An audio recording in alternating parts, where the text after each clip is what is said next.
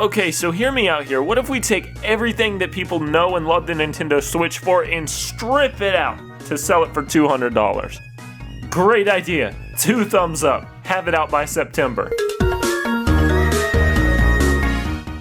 Welcome to T Extra, your number one source for hold me over useless information. Today we're talking about the Nintendo Switch Mini that was just announced on this beautiful Wednesday afternoon. It's actually been a little overcast and rainy, but whatever. There's a lot of things I like, and there's a few eyebrow-raising concerns with it that may be drawbacks, but we'll get into that in a moment. Let's talk about the good stuff. So the good stuff starts with the D-pad. Unlike the Switch where the controllers pop off, this is one consolidated unit, so seeing as you won't be playing the Joy-Con sideways, they decided to integrate a full D-pad, which is a really nice touch. I wish they would have done that anyways, but here we are with it. It's a little bit more of a smaller form factor and it's lighter, which I really like because the original Switch was just a little uncomfortable to carry around. I didn't like having a carrying case everywhere I went. With the Joy-Cons attached to it, it was really hard to carry it around in your pocket and just wasn't that great of a time, so it's nice to see they've slimmed it down a little bit. Also, a nice bonus is that you're getting a better battery life outcome with this thing, seeing as where the original Nintendo Switch would last 3 hours in Zelda, you can last 4 hours on this thing. So that's really sweet, especially considering that this is a cheaper console coming in at $200. This is especially good news for any parents looking to pick this thing up over the holidays, as to where the original Switch would cost $300. 2 of these things are only going to run you $400, so that's a pretty good deal. But of course, with all things good, there has to be a few drawbacks, and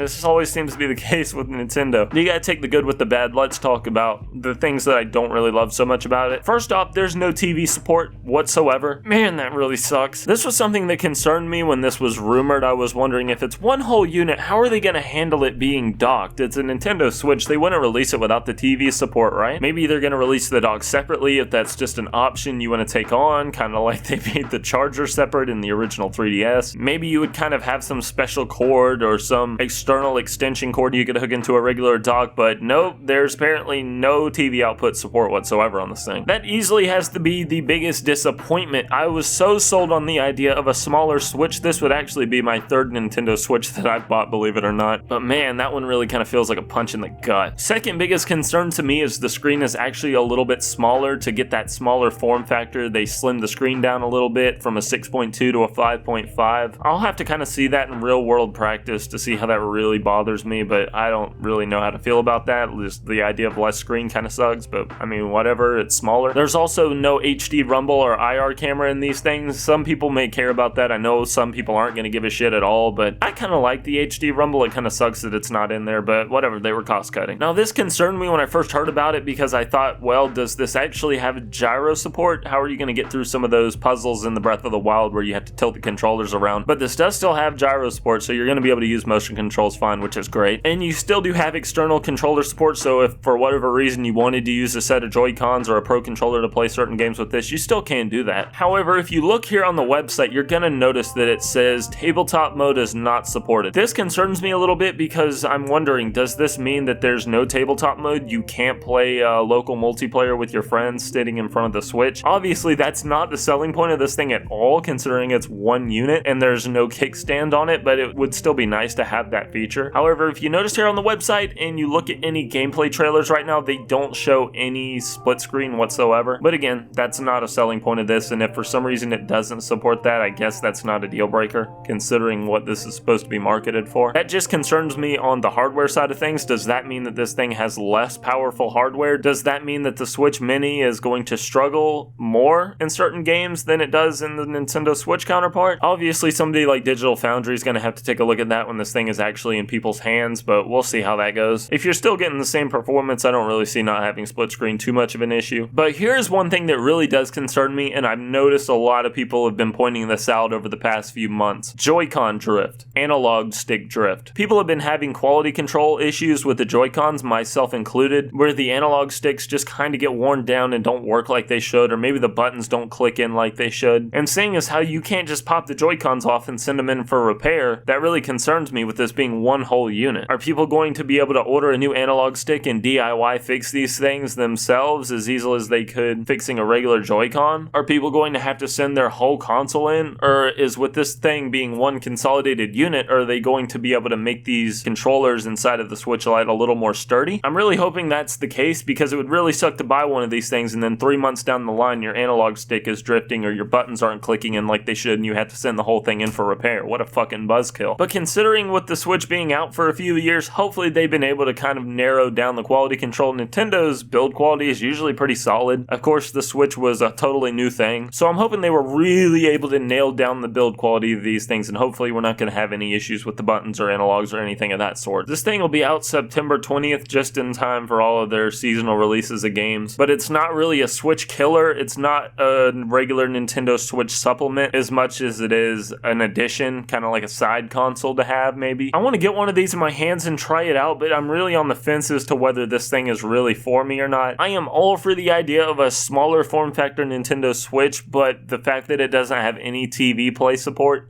really sucks. All in all, if you were looking forward to this, or you were looking forward to a Nintendo Switch and you really don't care about the TV Play whatsoever, maybe give this a look. Personally though, I just don't really know if it's for me, but if we start getting closer to March and they announce a limited edition Animal Crossing Nintendo Switch Lite, I'm gonna be all over that shit.